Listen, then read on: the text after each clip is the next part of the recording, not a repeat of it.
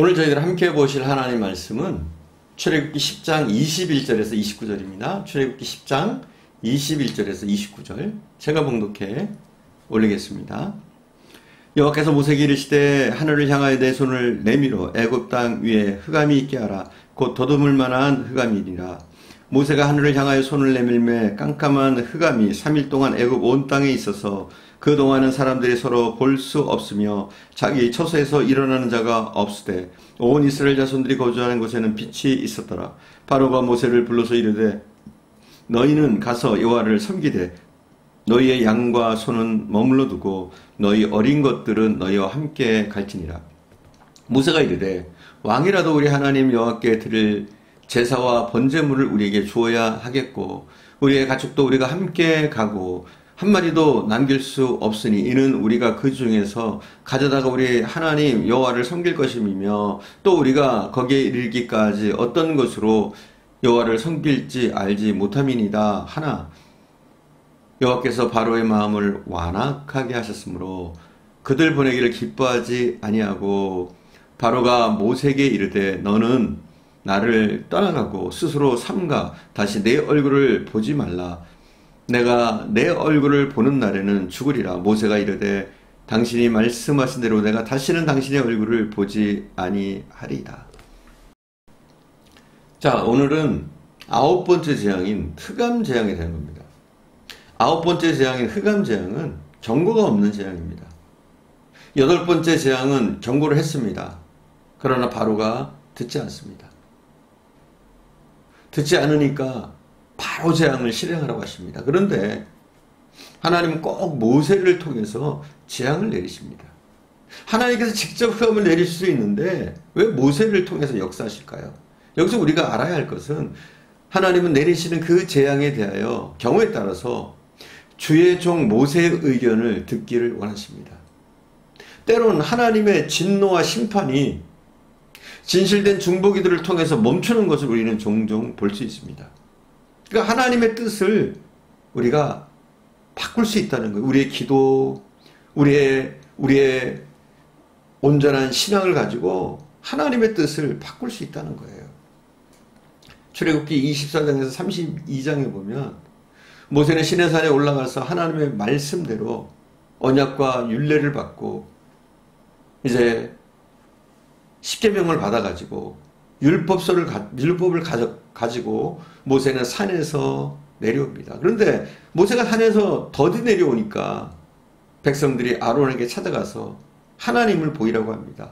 그러자 아론이 금패물을 가져오게 하고 그것을 부어가지고 금송아지를 만듭니다. 모세가 이제 하나님의 율법을 받아서 십계명을 받아서 딱 내려오는데 그들이 제사하면서 떼려고 있습니다. 모세도 분노했고 하나님은 분노하셨습니다. 출애굽기 32장 10절에서 12절에 보면 하나님이 이렇게 말씀하십니다. 그들을 진멸하고 너로 큰 나라가 되게 하리라. 무슨 말이냐? 저들을 다 죽이겠다는 거예요. 모세 너만 남겨서 너로 큰 민족을 다시 이루게 할 것이다. 이렇게 하나님 말씀하십니다. 그때 모세는 맹렬한 노를 그치시고 뜻을 돌이켜달라고 주의 백성에게 화를 거두어달라고 하나님 앞에 간곡히 기도하며 매달립니다. 이런 중보기도를 하나님이 들으셨습니다. 그래서 32장 14절에 보니까 출애굽기 32장 14절에 보니까 여호와께서 뜻을 돌이키사 말씀하신 그 화를 그 백성에게 내리지 아니하셨다. 이렇게 나와 있어요. 하나님께서 모세의 중보기도 때문에 그들을 심판하시려고 했던 그 마음을 돌이키십니다. 그러니까 경우에 따라서 우리는 중보기도를 통해서 재앙을 삭감하거나 또 재앙을 물리칠 수도 있다는 거예요. 민수기 16장에 보면 고라와 다단과 아비람이 모세를 반역합니다. 사람들을 선동해서 모세를 거역합니다. 그러자 하나님의 진노가 온 백성에게 떨어지려고 합니다. 그 장면이 민수기 16장 20절에서 22절에 나와 있습니다. 제가 봉독해 올리겠습니다. 여호와께서 모세와 아론에게 말씀하여 이르시되 너희는 이 회중에게서 떠나라. 내가 순식간에 그들을 멸하려 하노라. 그 두 사람이 엎드려 이르되 하나님이여 모든 육체의 생명이 하나님이여 한 사람이 범죄하였거늘 온 회중에게 진노하시나이까.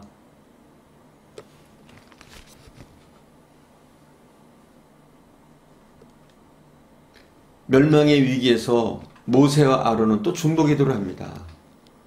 그들이 중보기도를 하자, 합당한 기도를 하자 하나님은 그 뜻을 돌이키시고 반역의 선두에 섰던 고라와 다단과 아비람에게 속한 모든 사람들과 그 물건만을 지진으로 삼키게 합니다. 이스라엘 모든 백성을 치겠다고 했던 그 하나님의 계획을 돌이키셔서 고라와 다단과 아비람만 쳤다는 거예요. 모세의 중보기도 때문에 함께 반역을 했던 반역의 무리들이 다 죽지는 않았다는 거예요. 고라와 다단과 아비람에 속한 사람만 죽였다는 거예요. 하나님의 계획을 바꿨다는 거죠. 모세에게 주었던 중보기도의 능력이 신약시대에는 하나님의 말씀을 순종하는 모든 주의 종들과 또 하나님의 거룩한 백성인 성도들에게 주어져 있습니다. 그래서 저와 여러분이 기도하는 것이 중요합니다. 특별히 중보기도하는 것이 중요합니다. 민족을 위해서 우리는 기도해야 합니다. 교회를 위해서 우리는 반드시 기도해야 합니다. 이것이 중요합니다. 그리고 여러분의 가정을 위해서도 꼭 기도하십시오.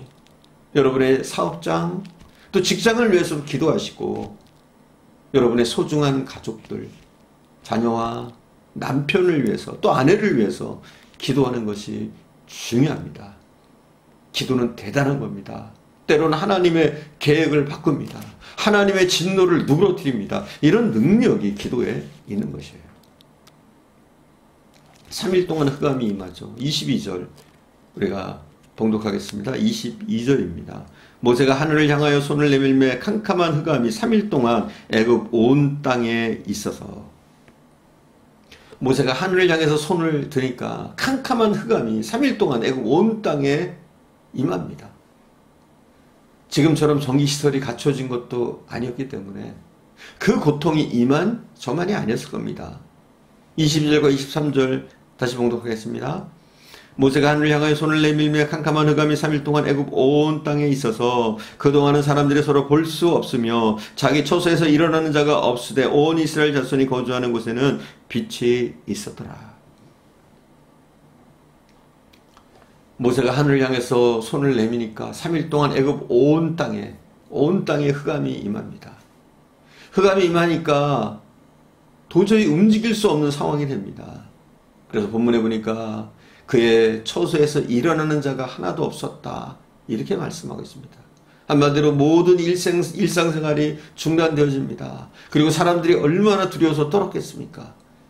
흑암의 재앙은 인간의 두뇌로 만든 최고의 과학으로도 해결할 수 없는 하나님의 권능이었음을 보여주고 있습니다.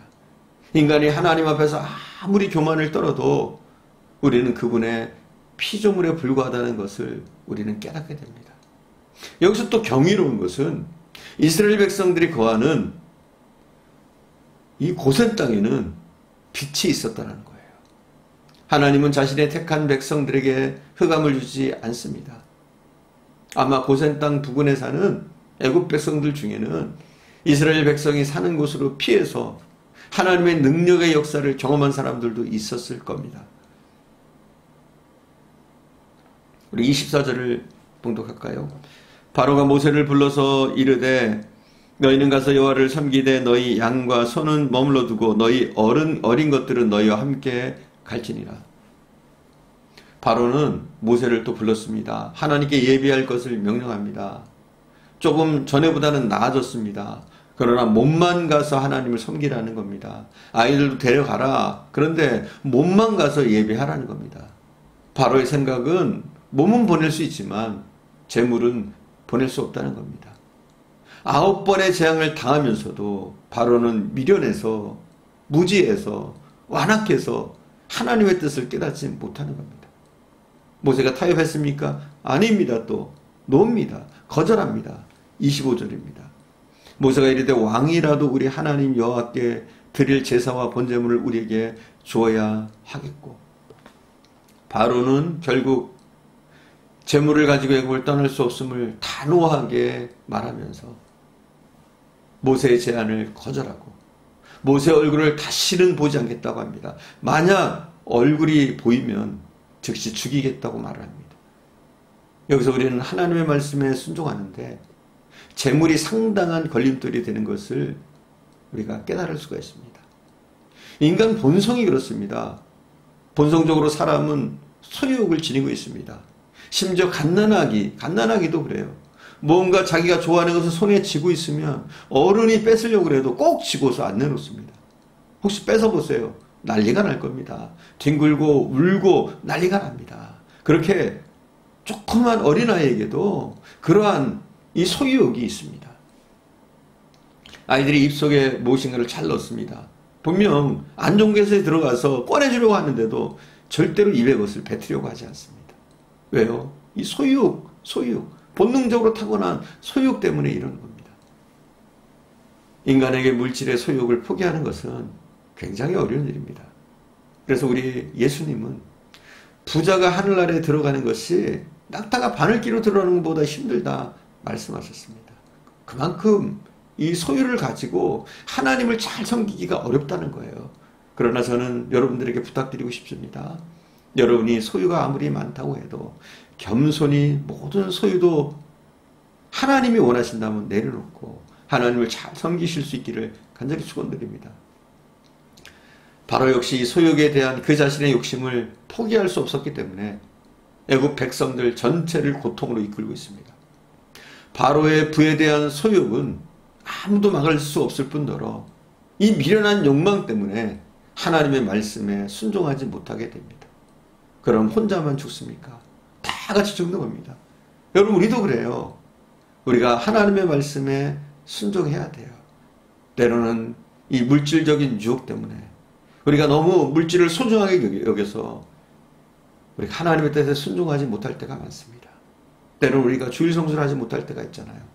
사업하는 분들 가운데, 또 식당을 하는 사람들 가운데 주일날 문을 열고 영업을 해야 되기 때문에 이 주일 성수를 못하는 분들 있잖아요. 이게 뭐예요? 사실은 물질이잖아요. 이게. 하나님이 원하신다면 사랑하는 여러분, 여러분의 소유를 포기할 수 있습니까? 주를 위한 일이라면 여러분의 소유를 아낌없이 드릴 수 있습니까? 여러분, 우리 크리스찬들은 이게 돼야 돼요, 사실. 소유에 대한 이 욕망을 좀 내려놓을 수 있어야 돼요. 그럴 때 성령께서 우리를 다스리시고 우리가 물질로부터 자유하게 되고 물질의 다스림을 받는 자들이 아니라 물질을 지배하는 자들이 될 수 있는 줄 믿습니다. 우리는 그 무엇에게도 지배받으면 안 돼요. 세상의 물질의 권력에 지배받으면 안 돼요. 우리는 오직 하나님만 섬기는 사람들입니다. 하나님의 뜻을 행하는 사람들입니다. 오직 하나님의 말씀을 따라 하나님의 뜻을 따라 살아가는 저와 여러분 되기를 간절히 축원드립니다. 기도하겠습니다.